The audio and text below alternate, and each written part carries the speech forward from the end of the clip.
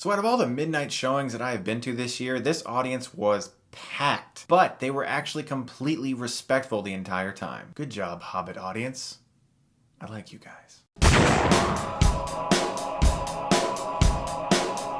The Hobbit, Desolation of Smaug is directed by Peter Jackson and stars a whole bunch of people that I'm not even going to bother naming. This is, of course, the continuation from the first Hobbit film, An Unexpected Journey, that came out last December, the prequel to the original Lord of the Rings trilogy, 3 of my favorite movies of all time. Here we pick up with Bilbo, Thorin, and the rest of the dwarves on their journey to the Lonely Mountain as they try to reclaim the Arkenstone, and there just might be a dragon in the way. Now, the first Hobbit film I enjoyed. I did think it could have been a little bit better. Some of the pacing was a little bit lacking and there were things that I thought could have been improved. So when I went into this film, I had slightly muted expectations. But my first initial thought when I left the theater was, that's more like it. This film is tremendously better, vastly improved. Everything about this film I thought flowed so much better. There was a lot more action, and the action felt like it was filmed in a way that was so much more interesting, particularly a barrel sequence early on in the movie that had members of the audience like doing that laughter when something is so awesome on the screen that you start laughing because it's so cool and you just get so into it. Now, in this film, you get introduced to some characters that are not in the original Hobbit book, and some fans have been upset about that. I'm fine with it as long as it improves the movie. If it adds something to the movie, namely Legolas, who, is a welcome return for me because I loved him in the original films.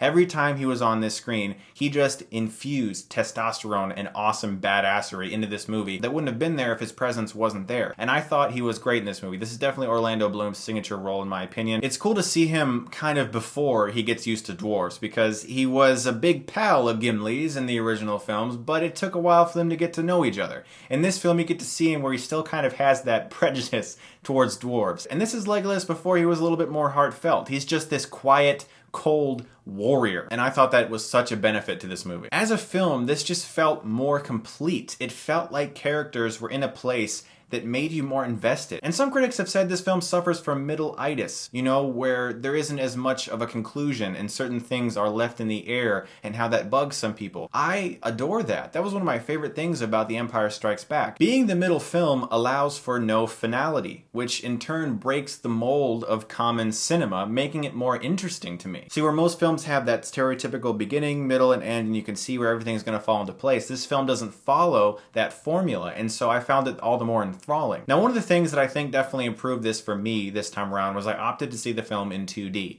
Last time I saw the film in 48 frames per second, and it was a very big distraction for me, and I wasn't able to really enjoy the film as much as I possibly could have. I think the film looks great in 2D. I wasn't distracted. The special effects thus looked better and more realistic because of that. Also, there seemed to be more prosthetic orcs in this film with makeup and things like that made it more realistic to me, and that was something that I could enjoy more because a lot of the orcs in the first one were like all CGI.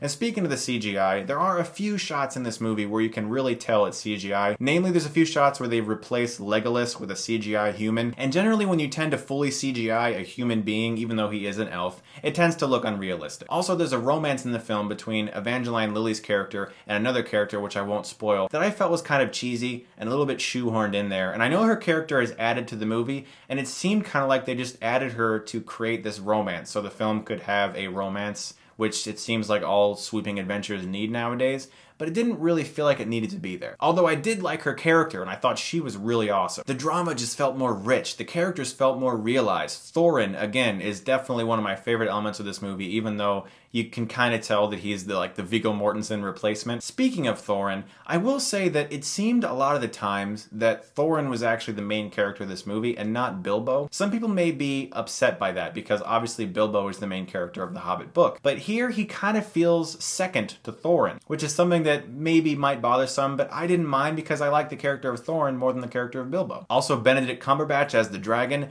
That is some of the coolest CGI I've ever seen in my life. That was an extremely well-realized CGI creation. I totally bought that dragon as a presence, and those scenes were fantastic. Overall, this was a hugely enjoyable movie for me, and I was very surprised by how much I liked it because even though I love the Lord of the Rings trilogy, I thought the first Hobbit film could have been improved. This film, I think Peter Jackson took a lot of the things that people said last time around to heart. He changed up the pacing, there was more action, the characters felt more well realized. This is also his shortest Middle-earth film, and I think that helped. I'm going to give The Hobbit, The Desolation of Smaug an A-. I really think it's a vast improvement on the first one. So guys, what's your favorite Middle-earth film? And that includes the old cartoons if you want to talk about those too, because I watched the old Hobbit cartoons. The greatest adventure. I will never do that again. Guys, as always, thanks very much for watching, and if you like this, you can click right here and get Stuckmanized.